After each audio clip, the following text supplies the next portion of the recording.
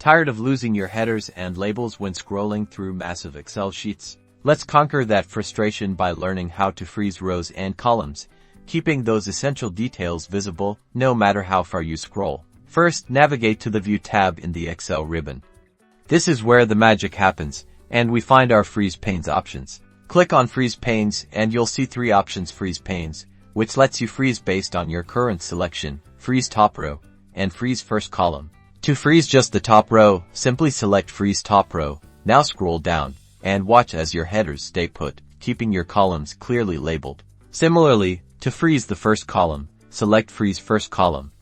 Now, scrolling horizontally, your row labels will remain visible, making data entry and analysis a breeze. For more complex freezing, select the cell below the rows and to the right of the columns you want to freeze.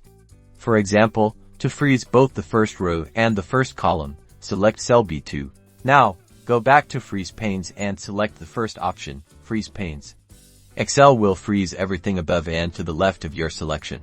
Now, you can scroll both horizontally and vertically, keeping your key row and column labels locked in place, making large spreadsheets much easier to manage.